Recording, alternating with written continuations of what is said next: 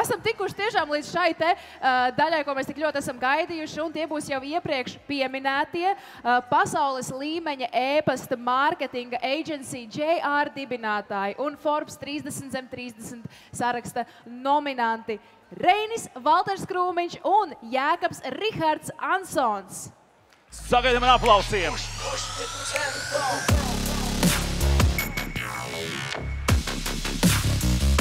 Labrīt visiem!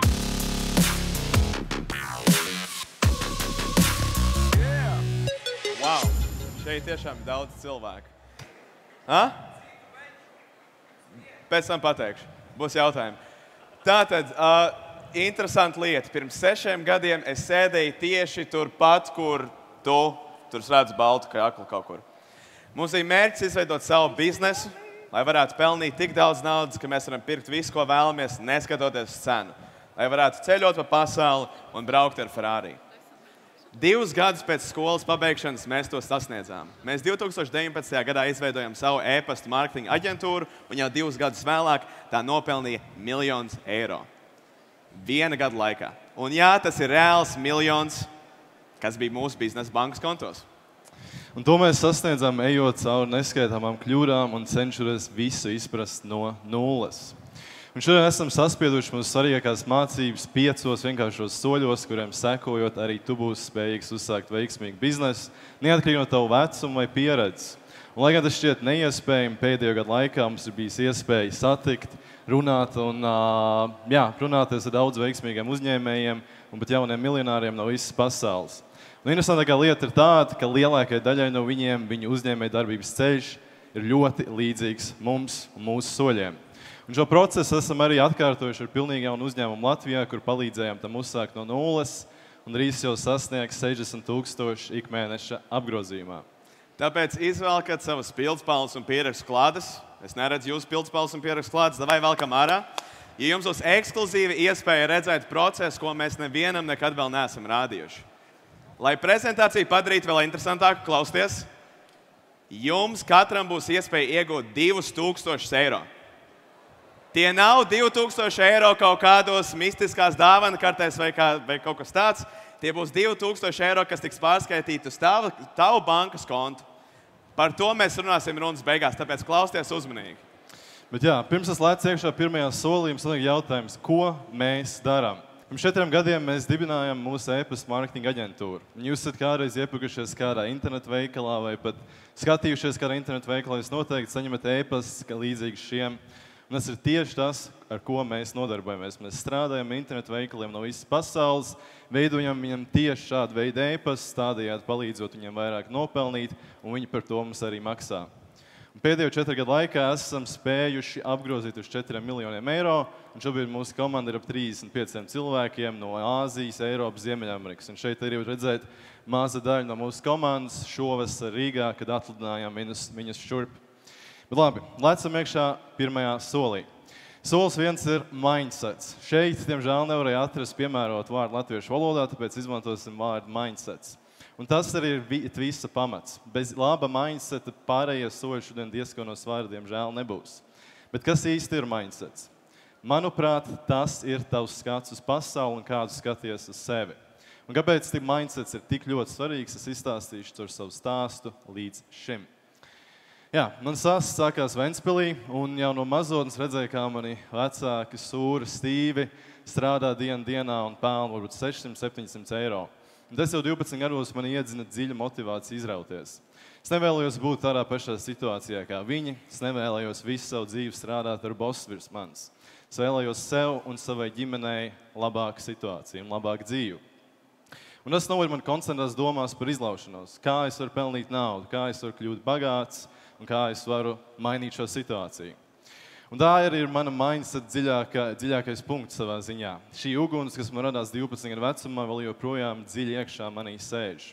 Un ja tu vēlies ko savā dzīvē mainīt, vai tas ir sākt veiksmīgu biznesu, vai pat sākt sportot, tev ir nepieciešams šis dziļais uguns, šis dziļais iemesls, lai ko mainīt. Jo bez tā, visticamāk, tās izmaiņas nebūs galējas. Manā gadījumā šī uguns radās no neapmierinātības ar toreizējo situāciju. Jūsu gadījumā tas varbūt tas pats vai kas cits, bet tas nav īsti no svara. Mums ir svarīgi atrast šķuguni sevī un neļaut tam izzest. Bet turpinot man stāstu, 12 līdz 16 gadus pavadīju fantāzijās par labāku dzīvi, sāku arī pasīvi attīstīt sevi un arī lēnām sāku sekot līdz biznesa pasaulē. Un tas arī bija moments, kad es sāku pamanīt pirmos veiksmīgos uzņēmējus pasaulē. Tie bija jauni cilvēki, kas varbūt nodibinājuši savu uzņēmumu vai arī vienkārši sākuši kaut ko ar savu dzīvi darīt. Un tas noved man domās, kāpēc man ko gaidīt, ja citi cīnās, kāpēc man to nedarīt, ja viņi to var, kāpēc es to nevaru. Bet šeit, diemžēl, arī radās mana pirmā problēma. Un tās ir sevi limitējošas domas. Lai gan manī dega milzīgs uguns un es ļoti, ļoti vēlējos kaut ko darīt, man iezagās domas, kā gan jau viņiem paveicās. Gan jau viņi zina kaut ko es nezinu, varbūt viņi vienkārši ir gudrāki par mani. Un ar šādu veidu domām, es domāju, mēs saskaramies visi lielākā vai mazākā mērā, un tās iesprūst mūsu neeksistējošos cietumos. Bet viena lieta, kas man ļāva šīs domas pārvarēt un no šī cietuma izrauties, bija tas, ka es uzzināju, ka vienam no maniem tēvočiem bija bizness, kur viņš pērk lietotas mašīnas Vācijā un pārdod tās Latvijā. Lai gan pirkt un pārdot mašīnas likās man interesanti, ne man tajā laikā bija pietiekami liels kapitāls, nepietiekams zināšanas, un, protams, arī nezināju, cik legāli man kā mazgadīgiem būtu ar kaut ko tādu nodarboties. Tāpēc nolēmu iet ar lietotu pulksteņu pirkšanu un pārdošanu eBay platformā. Iztērēju tolaik visus savus iekrātos 100 eiro pāris pulksteņos, satīrīju viņus, varbūt nomainīju kādu bateriju un ievietoju viņus atkal platformā par dārgāku summu, neko daudz negaidīdams. Bet man par pārsteigumu 2 nedēļu laikā kāds tos pulksteņus nopirka. Un tā arī paralēli skolai Vācijai nākamos 2 gadus tieši ar šo nodarbojos. Bet interesantākais ir tas, ka šīs limitējošās domas, ko es minēju iepriekš, kā piemēram, gan jau viņiem paveicās, gan jau viņi zina, kaut ko es nezinu, tā tālāk, no mana prāta pilnībā izgaisa tajā mirklī, ka man vēlāk bija iespēja tikties un runāt ar daudz veiksmīgiem uzņēmējiem, pat jauniem miljonāriem no visas pasaules. Jo taisnība ir tāda, ka lielākā daļa no viņiem ir stulbi. Un stulbi tā vārda tiešākajā nozīmē. Lieta, kas viņus līdz tam punktam aizveduši, nav tas, ka viņi ir ekstra gudri vai viņi kaut ko zina, bet tas, ka viņi ir darītāji. Viņi dara un vēlreiz dara. Tāpēc, domāju, no mana stāsta otrais galvenais punkts būtu tas, ka jums vienkārši jāizmet visas savas limitējošās domas miskastē un sākat vienkārši darīt. Šodien ir labākā diena, lai ko sāktu. Un ja tev ir uguns, es atradu šo dziļo motivāciju sevī un ticis galā ar savām limitējošām domām, tad es principā gatavs lidojumam. Bet manā stāstā ir arī trešais punkts. Un tas ir, esi gatavs iet uz 110%. Esi gatavs upurēties un pastāv tikai plāns A. Ko es ar to domāju? Kad mēs ar Reinu sākām šo biznesu pirms 4 gadiem, mums nebūtu negāja viegli. Es biju tikko svaigi beidzis ģimnāziju Vācijā ar vairākām opcijām, ko darīt. Bet manā prātā bija tikai un vienīgi plāns A, un tas ir nostāties savām kājām ar biznesu. Vecākiem es teicu, ka es ņemšu gadu pauzi no skolas, lai izdomātu, kur iet studēt. Bet zināmā mērā te bija meli. Studēt es galīgi tajā mirklī nevēlējos, un prātā bija tikai un vienīgi plāns A. Un tas gads, tajā gadā septembris līdz decembris sastāvēja no smaga darba dienā uz biznesa bez īstas atmaksas. Ja pareizi atminos, decembrī mums katram sanāca ap 300 eiro. Protams, pirmā nauda no biznesa, tas ir forši, bet 300 eiro, protams, nav pietiekama summa, lai teiktu vecākiem, ka es neiešu studēt, vai arī, lai sāktu patstāvīgu dzīvi. Un arī tajā mirklī jau bija deadlines, kuram es tuvojos, kuras var pieteikties studijām uz nākamo gadu. Tagad, zināmā mērā, es biju bezdibeņu malā. Vēl vienu gadu pie vecākiem es īsti palikt nevaru, ja es neizstudēt, un studēt es absolūti nevēlējos. Man prātā bija tikai un vienīgi plāns A. Un varbūt tas jums liekas stulbi vai riskanti, bet konkrētos gadījumos es uzskatu, ka ir ļoti, ļoti svarīgi nostādīt sevi šādās bezizējas situācijās.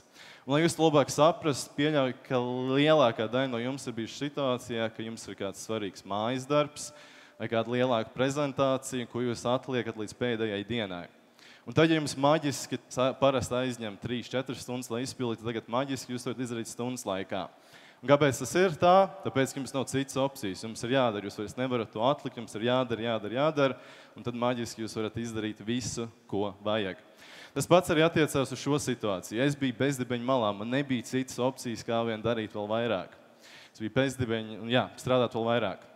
Un tam pateicoties, mēs arī varējām sasniegt mūsu pirmo izlaušanās mēnesi, nemaldos, aprīlī 20. gadā, kur mēs apgrozījām 4000 eiro. Protams, 4000 eiro šķiet kā liela summa, zināmā mērā tā arī ir, bet tajā biznesa stadijā tie arī varēja būt pēdējie 4000 eiro. Bet man pietika ar šo mazo cerības stariņu, lai pieņemtu lēmumu, ka jālec okeānā. Šeit, diemžēl, gifs nestrādā, bet tur ir gifs ar cilvēku lecot okeānā. Un ko es ar to domāju, ir tas, ka es sevi nostādīju vēl lielākā bezizejas situācijā. Es izlēmu, ka es pārvākšos atpakaļ uz Latviju, un mēs ar Reinu ievāksimies kopīgā dzīvoklī. Tas nozīmē, ka opcija, kā muļķim, iet atpakaļ uz Vāciju īsti nepastāvēja. Sliktajā gadījumā vai nu viss aizies, vai man ar savu svaigo vidusskolas izglītību kabatā būs jāmeklē parasts darbs Latvijā. Un tagad varējām veltīt 110% no sava laika biznesam ar milzīgu uguni zem mūsu pakaļām. Un tas arī atmaksājās, jo pirmajos vasaras mēnešos pēc ievākšanās kopā mēs sasniedzām milzīgu izaugsmu. Un jau augustā 20. gadās čērsojam 25 000 mēnesī.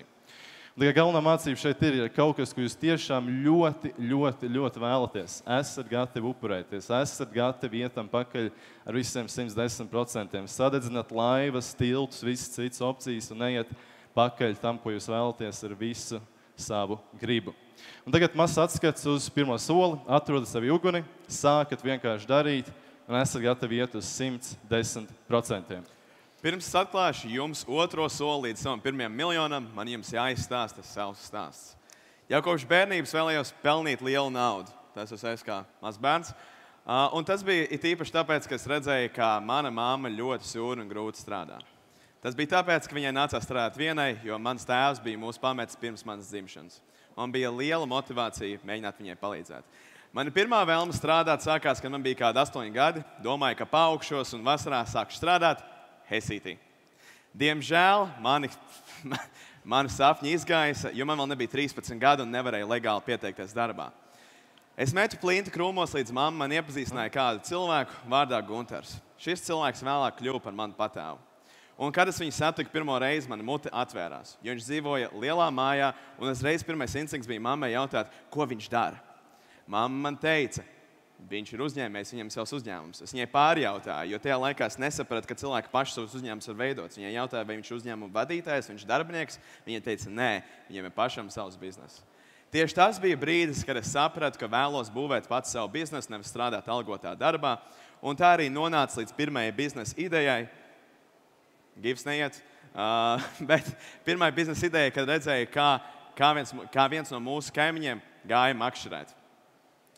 Un es multfilmās biju redzējis, ka makšķernieki uz āķa liekas liekas un nolēma aiziet dārzā, sarušināt liekas kastītē un mēģināt pārdot tās viņam. Es atradu makšķernieku problēmu, kas ir, ka viņiem nepieciešama ēsma un mēģināju to problēmu piepildīt ar savu produktu. Šis bizness diezgan ātri izgaisa un es gāju pie nākamā. Tā kā esmu jaunietis, es daudz skatījos YouTube, redzēju daudz bagātus YouTubers un pats arī gribēju tāds būt. Šeit ir bilde ar mani pirms viena no pirmajiem YouTube video. Es sāku likt 2 līdz 3 video nedēļā ar saviem Minecraft gameplayiem. Diemžēl pēc gadiem ilga laika, jā, es redzu, ka jūs smejaties, pēc gadiem ilga laika tur maksimāli nopelnīt 30 centus. Taču YouTube man deva jaunas connectionas ar citiem YouTuberiem, un es izpratu problēmas, kas viņam ir. Viena no tām ir, ka viņiem nepieciešama banneri. Jūs aiziet uz kādu YouTuberi, jūs redzat augšā, viņiem ir grafiskais banners. Es iemācījos grafisko dizainu un sāku veidot šādus bannerus, un par katru banneru saņēmu 20 eiro. Ārpus darba es sāku nodarboties ar fitnesu. Jā. Un es izveidoju kontu Reinas Fit. Mani vienaudži mani pēc tā konta vēl atcerās. 2 gadu laikā es sakrāju gandrīz 13 000 sekotāju, un tur arī prasmi iegūt sekotājus man deva pirmo reālo biznesa ideju, kad es to varu darīt citiem. Es varu piedāvāt sociālo mediju menedžmentu kā pakalpojumu. Kā tajā laikā bija vairāk sekotāji kā LMT un citiem lielākiem Latvijas uzņēmumiem, un man likās, ka es varēšu pie viņiem mierīgi aiziet un pateikt, viņiem jāstrādā mani. Savu kontu būtu izmantojis kā tādu pierādījumu, kad es to varu izdarīt, bet problēma sākās ar to, kad es gāju pie uzņēmuma īpašniekiem, un neviens 40 vai 50 gadīgs uzņēmējs mani neuztvēra nopietni kā 16 gadnieku. Bet Tas man neaturēja. Es turpināju rakstīt augstos ēpastus. Es paņēmu savu telefonu, vienkārši zvanīju uzņēmumu īpašniekiem un teicu, ka viņiem jāstrādā ar mani kopā. Lielākā daļa no cilvēkiem teica, nē, varbūt daži deva pozitīvas atbildes, atradu kaut kādu vecu atbildi no viena cilvēka, kas man bija atbildējis. Bet mans pirmais reālais jā bija no cilvēka vārdā Deivids Čukša, tagad viņš Deivids Barons. Krūtāks uzvārds. Deivids nekustamo īpašumu aģents, un pēc sarunas ar viņu mēs izdomājām viņam izveidot reklāmu un landing lapu, mājaslapu.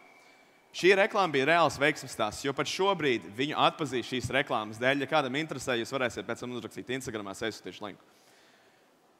Tad ik pa 3 mēnešiem man bija iespēja nopelnīt 1 līdz 5,000 eiro, atrodot jaunu klientu un sākot viņiem strādāt kopā.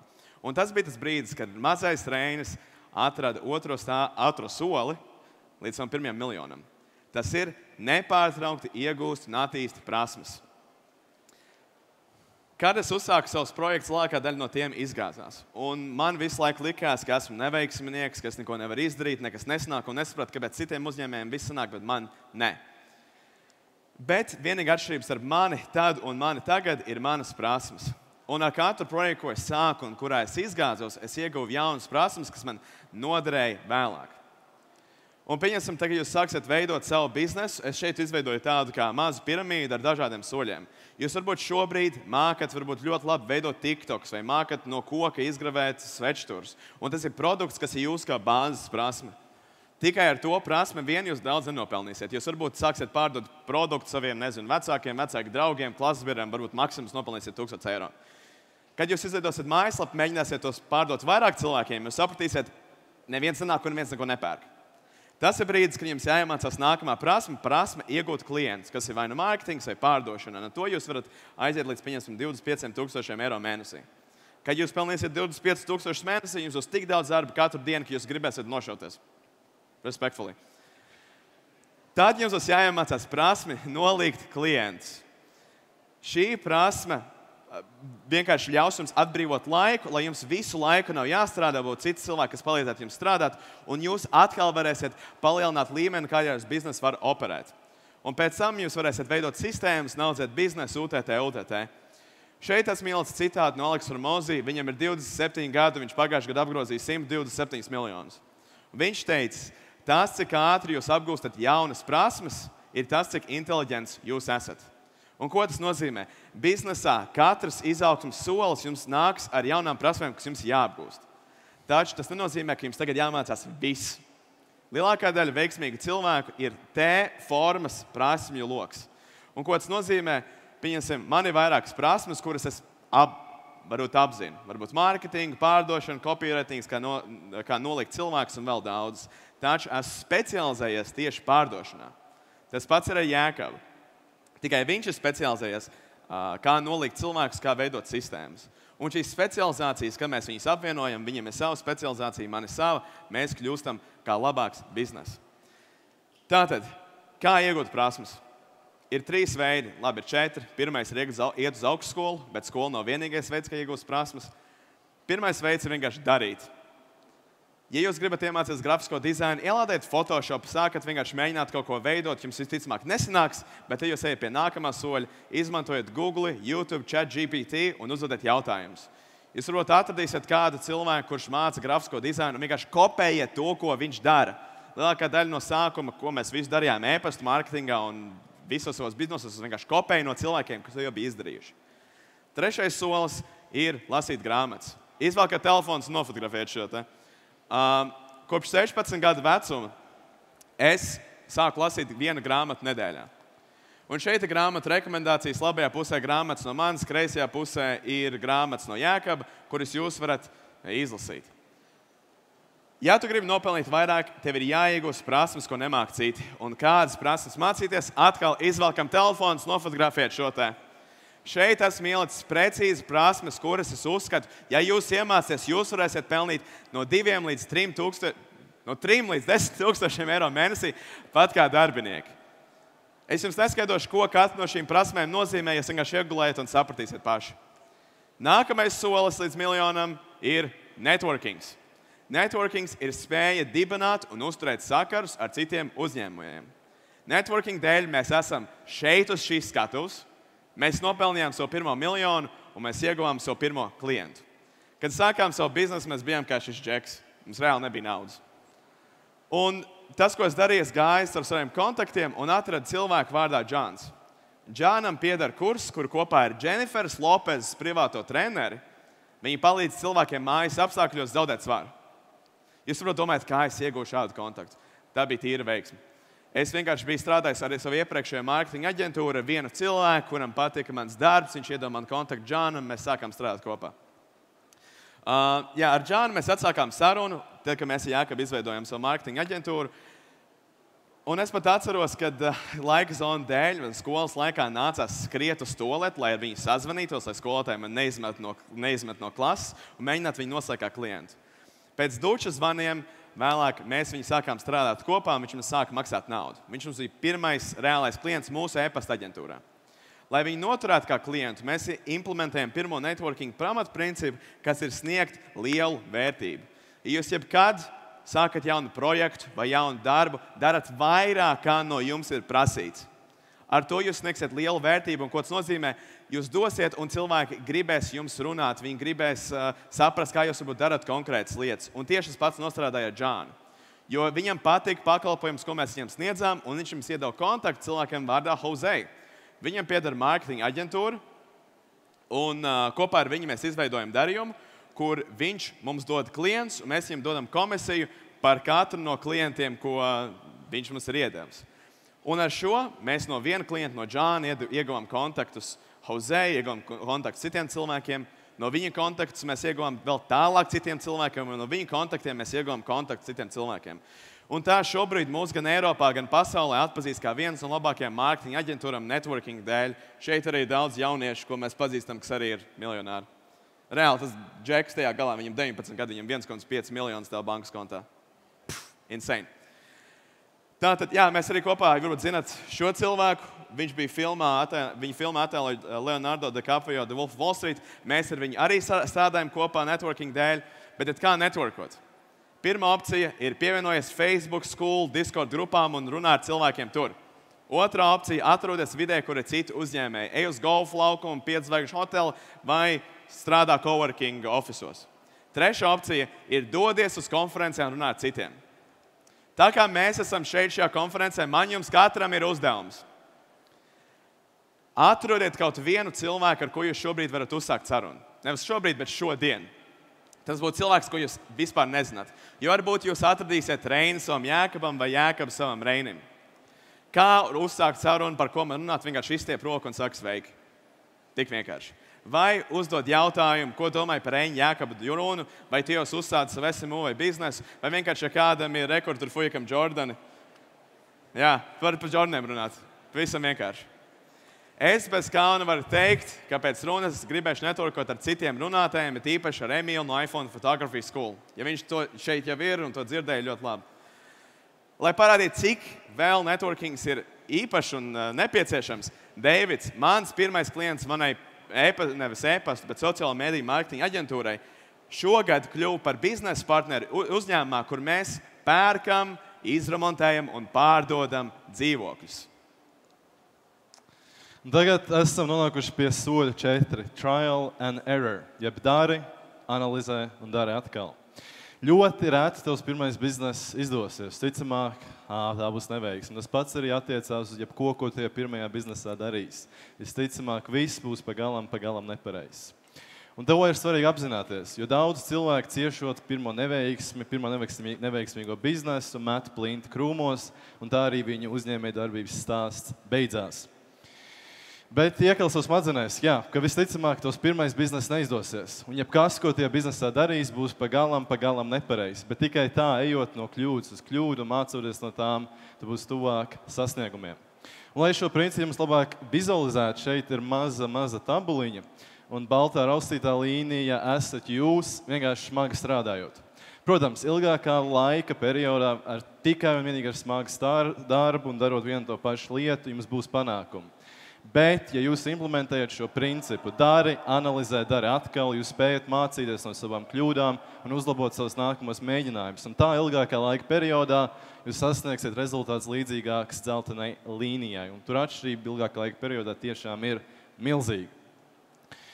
Tā kā, jā, mūsu biznesa kā tāds sastāv principā tikai un vienīgi no dari, analizē un dari atkal. Mūsu pirmais pakalpojums bija Facebook reklāmas, un mēs mēnešiem ilgi meklējām kaut vienu klientu un neatradām nevienu. Tad nevis, lai padotos, mēs padomājam, kāpēc tā tas varētu būt. Nonācām pie secinājuma, ka tolaik vienkārši bija pārāk daudz citas aģentūras, kas piedāvā to pašu pakalpojumu. Tad izdomājām, mēs nomainīsim pakalpojumu uz e-pasta marketingu. Un tas bija ļoti veiksmīgs lēmums, jo tas uzreiz aizgāja daudz, daudz labāk. Un tas pats stāsts arī attiecās uz visām citām biznesa komponentēm, piemēram, lai dabūtu konstantu jaunu klientu plūsmu, mēs bijām mēģinājuši rakstīt augstos e-pastus, pat laist Facebook reklāmas klientu piesaistē un citas metodas. Bet neaizgāja, lecām uz nākamo, padomājām, kāpēc nevarētu aiziet, paņēmām šīs mācības līdzi, līdz kamēr mēs nonācām pie mūsu pirmā īstā stabilā klientu piesaistes kanāla, kas ir Instagram Outreach. Vienkārši mēs rakstījām mūsu potenciāliem klientiem caur Instagram. Un, tas viss ir attiecās uz visiem citiem biznesa komponentiem. Sākot no klientu piesaistes, uz pakalpojumu izpildi, komandas izveidi, sistēmu izveidi, grāmatvedību. Visas šīs lietas tika apgūtas, ejot grūto ceļu. Ja ejot cauri neskaitāmām kļūdām, cenšoties tās saprast un mēģinājām atkal, līdz kamēr aizgāja. Un smieklīgākais stāsts šeit ir tieši par pakalpojumu izpildi. Viens no mūsu pirmajiem klientiem bija daudz lielāks klients nekā ar ko mēs iepriekš bijām strādājuši. Un, protams, ka tajā gadījumā notika loģiskākais. Mēs tā klienta e-pasta kontu salaidām pilnīgā grīstē. Ko mēs darījām? Mēs darījām to pašu, ko simtiem reižu iepriekš. Padomājām, kāpēc tāds varēja notikt, kas to izraisīja un tā tālāk. Un mēs bijām spējīgi gan atgriezt klientam visu zaudēto, gan pārliecināties, ka nākotnē ne tam klientam un nevienam nākotnes klientam nekas tāds neatkārtojas. Un, tāpēc iekal savu prātā, ka kļūdas būs un tām ir jābūt. Visticamāk, jūsu pirmie biznesi izgāzīsies, bet tas ir ļoti labi, jo jūs iegūsiet ļoti labas mācības no tām, un tad jau katru nākamo soli un ar katru nākamo kļūdu būsiet tuvāk panākumiem. Un tagad nonākam pie pēdējās soļa, solis 5, un ja ticis līdz šim solim, ir atlicis vienkāršākais. Te jau ir dzels mindsets, tu esi iegūs augstas vērtības prasmes, un tu esi gājis cauri neskaitāmām kļūdām, un tev visticamāk jau ir ejošs bizness. Un viss, kas tev atlicis darīt, ir turpināt darīt. Tāpat kā man ir bijis gods tikties, runāt ar daudziem jauniem miljonāriem, veiksmīgiem uzņēmējiem, tāpat man arī bijis tas gods pieredzēt daudzu citu kļūdas un neveiksmes. Es zinu, daudz cilvēks iziet cauri visam šim grūtajam uzņēmēju darbības ceļam, līdz sasniedz savu pirmo nopietno naudu, pirmos sasniegumus, un tad viņi vai nu apstājas, vai nu maina virzienu, vai vismaz piebremzē. Un tā ir lielākā kļūda, ko tu vari izdarīt, sasniedzot šo līmeni. Jo bieži vien pacelt kaut ko no nulles uz daudz, daudz grūtāk nekā noturēt esošo biznesu konkrētā līmenī. Un šeit man arī ir stāsts. 21. gadā mēs kopumā apgrozījām 1,6 miljonus. Uz ekrāna redzat 1,4, bet mums arī virs 200,000 vienāds pat taisno bankas pārskaitījumiem. Un šeit, protams, mums biznesam gāja ļoti, ļoti labi. Mēs pelnījām ļoti, ļoti labu naudu, bet mūsu bizness vēl ne tuvu nebija stadijai, kuras varētu izdzīvot bez mums.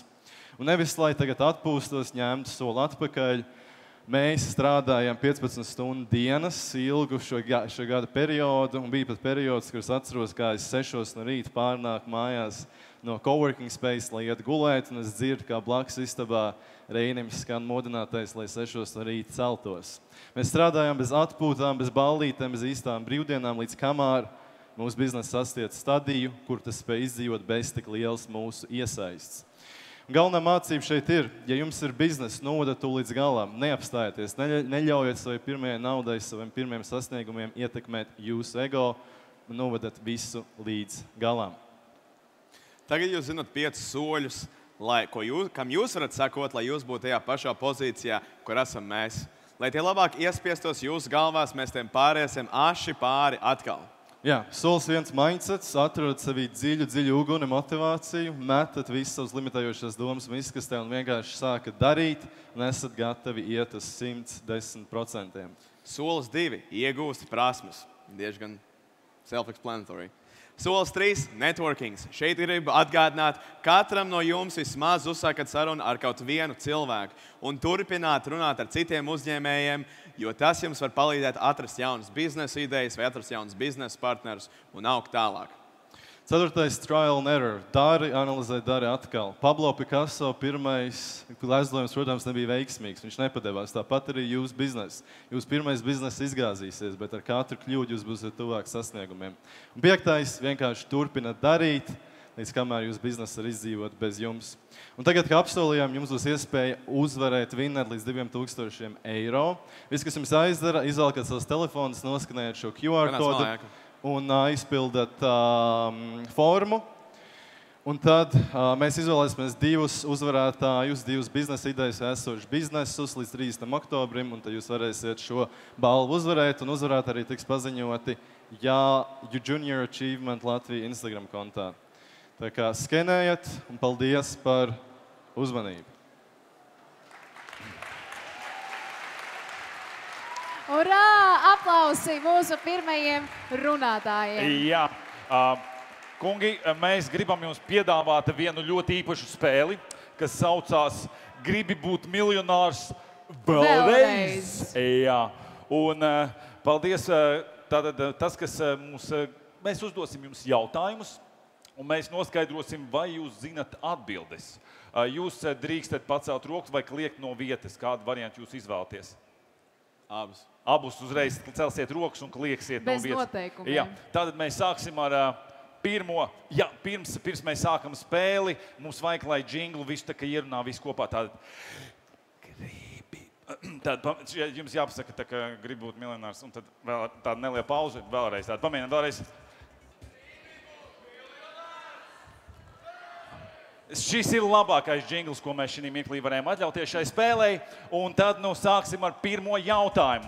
Kurš teicis šos vārdus?